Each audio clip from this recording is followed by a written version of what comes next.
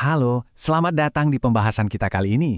Kalau Anda lagi siap-siap buat menghadapi Intu, wah, Anda sudah ada di tempat yang pas banget. Kita akan bedah bareng-bareng setiap tahapannya, mulai dari laporan sampai presentasi, biar Anda bisa lebih siap dan percaya diri. Oke, jadi ini dia peta perjalanan kita. Pertama, kita coba bedah dulu, Intu itu sebenarnya apa sih? Lalu, gimana caranya menyusun laporan OJT yang solid? Ketiga, kita intip trik menguasai presentasi. Keempat, kita pikirkan soal dampak jangka panjangnya. Dan yang terakhir, yang paling penting, kita pahami tujuan sebenarnya di balik semua ini. Yuk kita mulai dari bagian pertama, membedah proses Ingitu. Jadi, sebelum kita ngomongin yang teknis-teknis, penting banget buat kita samakan dulu pemahaman kita tentang tahap akhir ini. Anggap aja Intu ini adalah panggung utama Anda, puncak dari semua perjalanan belajar Anda. Selama 4 hari yang intensif, ini tuh bukan sekedar ujian loh, tapi ini adalah kesempatan buat Anda nunjukin gimana sih teori kepemimpinan yang dipelajari itu beneran diaplikasikan di lapangan. Nah, ini dia rincian 4 harinya. Hari pertama, fokusnya cuma satu, finalisasi laporan Anda.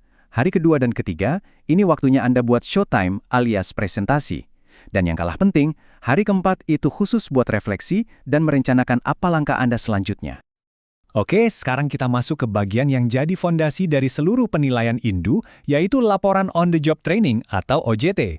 Yuk, kita lihat gimana cara menyusunnya biar mantap. Jantung dari laporan Anda itu ada di satu kerangka kerja yang keren ini, siklus inquiry kolaboratif. Ini bukan cuma soal format ya, tapi ini adalah cara berpikir yang sistematis untuk memecahkan masalah nyata yang ada di sekolah Anda. Siklusnya sendiri gampang banget diingat, ada 4 tahap. Pertama, assess. Kita identifikasi dulu masalahnya apa. Kedua, design. Kita rancang solusinya. Ketiga, implement. Kita laksanakan. Dan terakhir, measure. Kita ukur hasilnya dan refleksi. Nah, keempat tahap inilah yang akan jadi tulang punggung dari bab 2 laporan Anda. Ini strukturnya, dan ini wajib diikuti ya. Bab 1 itu pendahuluan. Bab 3 kesimpulan. Dan yang paling krusial, bab 2. Itu harus secara spesifik dan detail menguraikan keempat tahap siklus inquiry tadi. Terus, jangan sampai lupa lampirannya, itu bukti pendukung Anda. Oke, laporan sudah siap, tapi tugas belum selesai.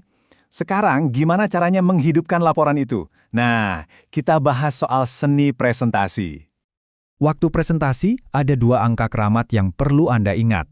Yang pertama adalah 15. Ya, Anda hanya punya maksimal 15 slide untuk menceritakan semua hasil kerja keras Anda. Jadi harus efisien. Angka keramat kedua, ternyata sama, 15 juga. Anda hanya punya waktu 15 menit.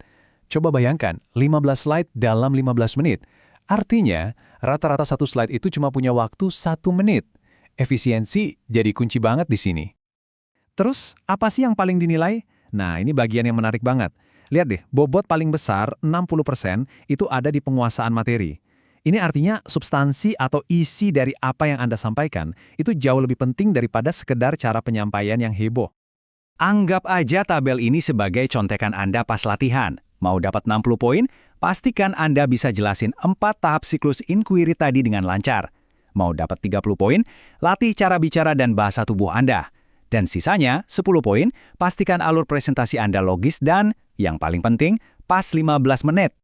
Presentasi mungkin udah selesai, tapi perjalanan Anda belum berakhir. Bagian selanjutnya ini adalah tentang warisan yang akan Anda tinggalkan, yaitu lewat rencana tindak lanjut atau RTL. Di panduan resmi, ada kalimat yang bagus banget buat merangkum esensi RTL, transformasikan pengetahuan menjadi tindakan nyata. Jadi ini jembatan antara apa yang Anda pelajari dengan dampak yang nantinya Anda ciptakan. Secara konkret, RTL Anda itu harus punya 3 elemen ini. Pertama, rencana berbagi ilmu ke rekan-rekan lain. Kedua, mekanisme buat dapat masukan atau umpan balik. Dan yang terpenting ketiga, rencana keberlanjutan. Gimana caranya program Anda ini nggak berhenti setelah penilaian selesai? Dan jangan lupa ya, bukti itu penting. Jadi setiap kegiatan berbagi harus didokumentasikan. Bisa pakai daftar hadir, catatan, atau foto. Ini adalah langkah terakhir yang memastikan semua usaha Anda tercatat secara resmi. Nah, kita sampai di bagian yang paling penting. Di luar semua urusan laporan dan nilai, apa sih sebetulnya tujuan utama dari proses Indua ini? Penting banget untuk kita geser cara pandang kita. Ini bukan ujian akhir. Ini bukan garis finish. Justru sebaliknya, ini adalah garis start. Ini adalah titik awal dari perjalanan baru kepemimpinan Anda.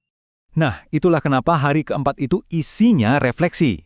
Pertanyaan-pertanyaan yang diberikan nanti itu tujuannya bukan untuk menguji, tapi justru untuk membantu Anda meresapi semua pembelajaran dan merencanakan mau melangkah kemana selanjutnya sebagai seorang pemimpin. Sebagai penutup, kami ingin meninggalkan Anda dengan satu pertanyaan yang terinspirasi dari semangat program ini. Setelah merefleksikan semua perjalanan Anda, perubahan nyata pertama apa yang akan Anda mulai dalam 1 minggu ke depan? Yuk, mulai perjalanan itu hari ini.